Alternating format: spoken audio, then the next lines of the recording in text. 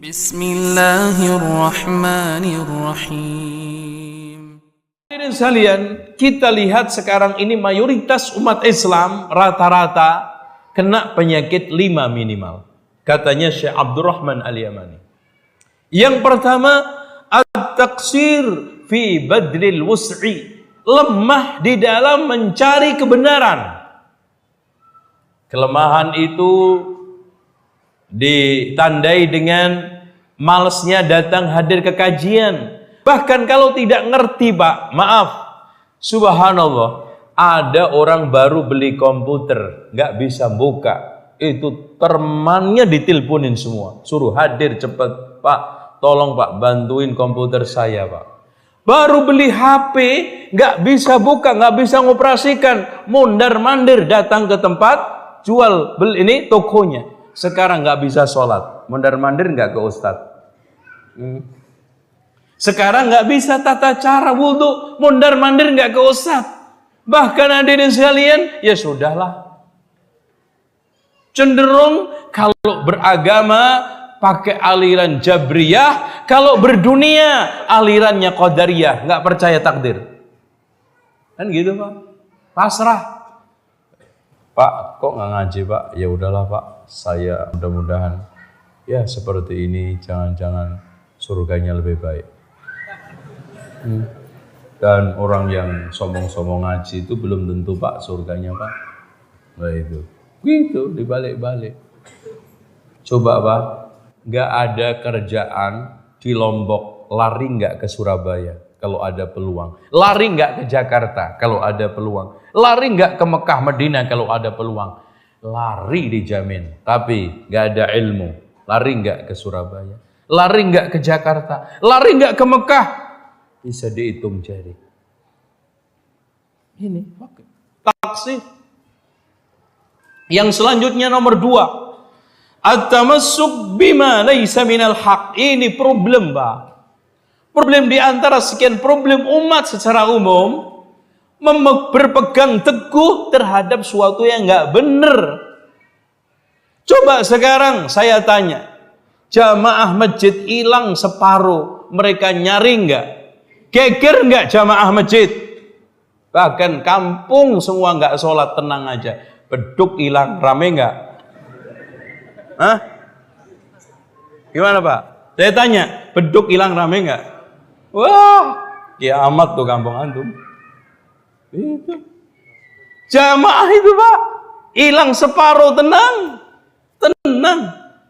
Bahkan subhanallah, mereka-mereka yang hidup di lingkungan yang diancam tidak bikin KTP gara-gara nggak tahlilan selamatan, di kanan kirinya jamaah tetangga masjid itu nggak sholat bertahun-tahun, mereka nggak terusik, mereka tenang, mereka tidak merasa bersalah. Bahkan jamaah masjid hilang separuh juga nggak pernah menanyakan kemana ini jamaah masjid.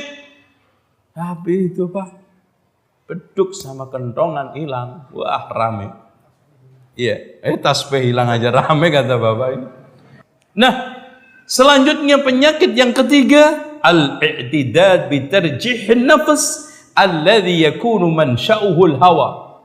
Ya. Orang kebanyakan mengikuti hawa nafsu, suara hati, suara jiwanya, padahal kebanyakan adalah hawa nafsu. Perasaan, Pak. Dasar utama dia di dalam menentukan apapun perasaan yang kebanyakan mansya'uhu, kata Syekh Abdurrahman Al-Yamani, mansya'uhu al-hawa. Sekarang saya kasih contoh aja. Pak, kenapa Bapak tahlilan? Ya, daripada mereka sepi, nggak ada temannya, ya sendirian, ya dihiburkan mah dapat pahala, Pak. Dapat pahala. Terus nanti dibaca-bacain doa, mosok 500 nggak nyangkut 10. Perasaan. Terus saya undang sekampung kan, masa sih, Pak, di antara mereka ratusan itu nggak dikabulkan doanya oleh Allah. Terus di samping juga silaturahmi, kirim doa, kirim pahala. Yang sekarang hadir rumahnya ngasih sedekah, itu kan bagus semua. Perasaan. Pakai jilbab dasarnya perasaan, sholat juga dasarnya pakai perasaan, wudu dasarnya pakai perasaan, bahkan nikah cerai dasarnya perasaan. Yang itu muncul dari hawa nafsu semua. Ar-rabi, yang keempat, adamur ruju' amma yatabayyan anna ghairahu awla bil haqqi min.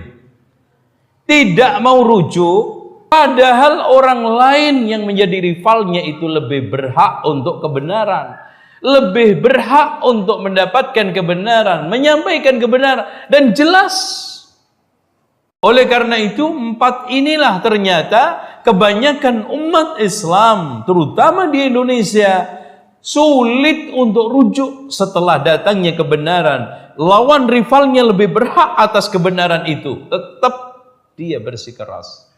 Yang kelima, mu'adatul mukhalif ma'al ihtimali annahu wal musib. Memusuhi penentangnya, padahal penentang yang dianggap menentang ini, orang yang menyelisihinya ini, yang dianggap musuh ini, bisa saja dia itu yang benar. Pokoknya kalau datang dari musuhnya udah, titik, nggak boleh. Jadi hadirin sekalian, kebenaran itu kalau seandainya yang menyampaikan itu tokohnya, yang menyampaikan itu orang yang dikultuskannya, sami'na wa ata'na.